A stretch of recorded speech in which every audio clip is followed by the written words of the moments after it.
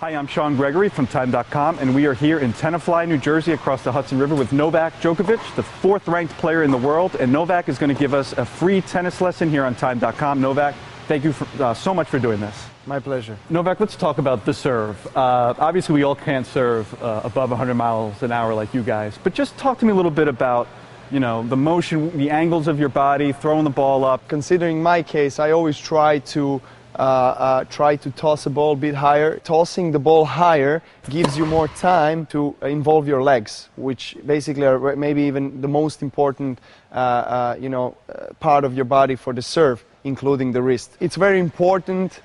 The moment of impact, the speed and pace where you get is from the wrist. You know, so acceleration from this part of the, from this part of the arm, from the elbow, and of course the wrist action in the end. And you want to keep your upper body as loose as possible. Are you ready? Yep. 125 down the middle. Oh. Just walk us through your forehand and also, again, the follow-through. You know, I've heard all your legs should come through, you should twist on one foot. Tell me what you do. I start with the right foot, and if I have more time, I just try to follow through, because then I get more pace and, you know, more power in the shot. So if I want to produce more spin, I try to get from this back foot, you know, more acceleration from the back foot, so I can get more spin. Keep your hand as relaxed as possible, because then you can actually get this follow through, which is really important in any shot you play, especially forehand. You want to get that follow through. If you want to get a spin, you bend more and you do more work with your wrist. Okay, Novak, let's talk about the backhand. One hand, two hand. You have two hands. Walk us through your two-hand backhand. Actually, when I started playing tennis, I started playing it for 2 years with the one-handed backhand, and then I decided to change because I was small, I was tiny, I was skinny with no power, and then I just got frustrated by all the players playing to my backhand, and I couldn't, you know, get the ball back. And so I decided to play with two hands, and today I think, you know, my two-handed backhand is maybe even a best shot in my game. I try not to involve too much the wrists. The second thing is obviously a weight transfer and hip involvement. If I want to hit a long line, then I have to, you know, close myself a bit more. If I want to hit a cross court, then I open myself up, because then I have a bigger range of, you know, placing the ball more to the sidelines. People try to do the drop shot. They see somebody back in the baseline and they just try to kind of sneak it in there, and then they wind up hitting it 5 feet short. Can you just walk us through how you do the drop shot? Well, yes, drop shot is actually one of my favorite shots. It's because you get to change the pace. It's much more difficult to play a drop shot from the back foot. It's much easier to play a drop shot when you're in front of your body and when your upper body is in, you know, forward position. So, you know, you try to open up your racket head and just go through it and make like a short slice. You want to make this little cut, you know, make this little spin so the ball can stop. How can you make yourself strong at the net? With the volleys, the most important thing is to try to hit the ball just in front of yourself and always keep your head still, obviously, and try to be low balanced in your legs. So basically, again, you are covering this part of the court and up to here. And you want to stay a bit inside of the service line, but not too much, because if you get too close to the net, then you give your opponent an option to lob you. This is the natural and starting position for the tennis player from the baseline, from the volley. You try to keep your racket just in front of you, because from here you have this motion, this motion. If you keep it here, then it takes more time to lift your head up. So this is very important, to keep your head still and up. Beginning players, somebody makes a bad shot, the ball's up in the air, you're just ready to smash it, and you either swing and miss or hit it, you know, into the net. Just help us not make that mistake. How do you hit that smash shot well? One of the most important things is the left arm with the right-handers.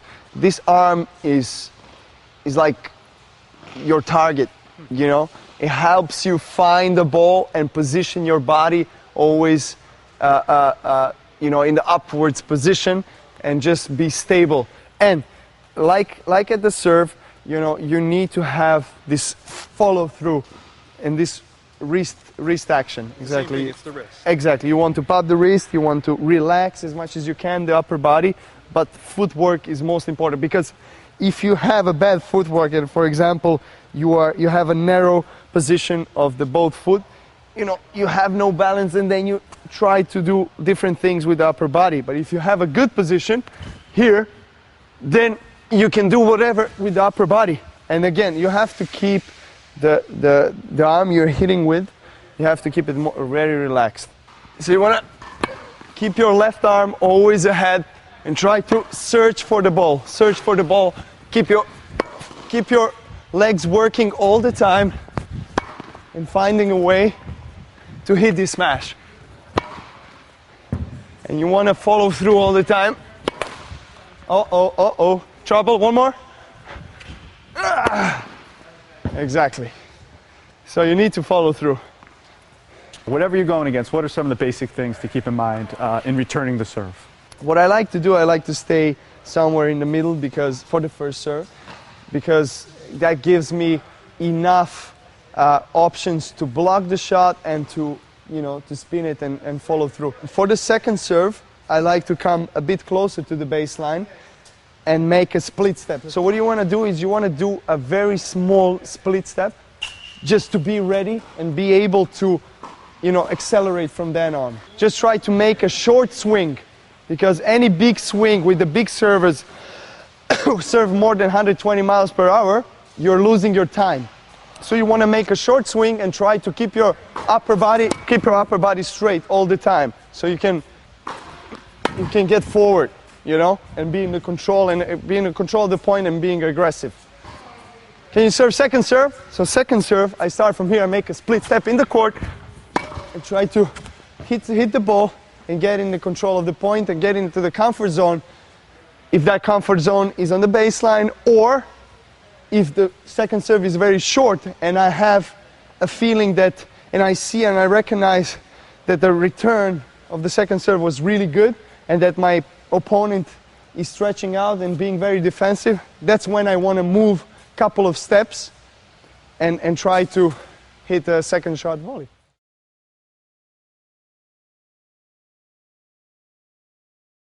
You're famous for your impressions. Want to give us any good impressions right now?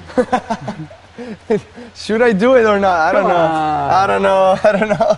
Okay, let's do John McEnroe, because we never did John McEnroe. 70s and 80s, they used to wear socks like this. You have to have tighter shorts. Exactly, and I'll just try to reduce the size of my shorts, and exactly something like this. John, you're never gonna forgive me.